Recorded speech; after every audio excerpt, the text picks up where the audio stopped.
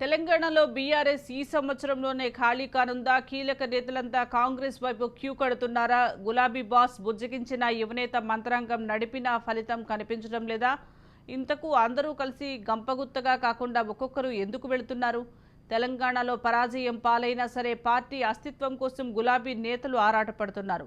ఎమ్మెల్యేలు చేజారిపోకుండా బుజ్జగింపులు చేస్తున్నారు. అయినా సరే తమ భవిష్యత్తు కోసం బీఆర్ఎస్ ఎమ్మెల్యేలు మాత్రం తగ్గటం లేదు.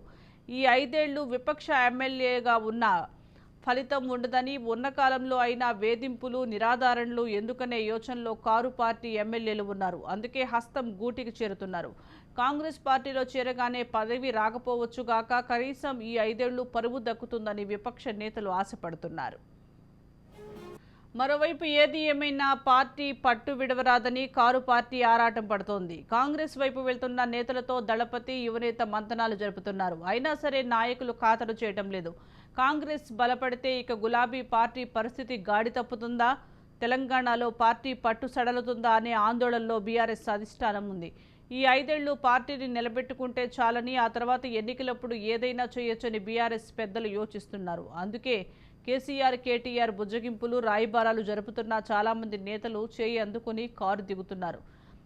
దళపతి బతిమిలాడినప్పుడే నాయకులు అసలు ఖాతరు చేయలేదు. అలాంటిది పుత్రుడు బతిమిలాడినంత మాత్రాన ఫలితం ఉంటుందా అనే అభిప్రాయం ఇప్పుడు తెలంగాణ ప్రజల్లో కలుగుతోంది. కాంగ్రెస్లోకి ఫిరాయించిన గులాబీ ఎమ్మెల్యేలను కేటీఆర్ మళ్లీ పిలిపించి బుజ్జగించి బతిమాలి వారు పార్టీలోనే కొనసాగుతున్నారని ప్రకటించిన తర్వాత కూడా పెద్దగా ఫలితం ఉండటం లేదు. కేటీఆర్ సమక్షంలో నుంచి బయటకు వెళ్లగానే వారు తిరిగి కాంగ్రెస్ గూటికే చేరుతున్నారు. గద్వాల ఎమ్మెల్యే బండ్ల కృష్ణమోహన్ రెడ్డి ఫైనల్గా తాను కాంగ్రెస్లోనే ఉన్నట్లు ధృవీకరించారు. ఆయన విషయంలో చిన్న హైడ్రామా నడిచింది.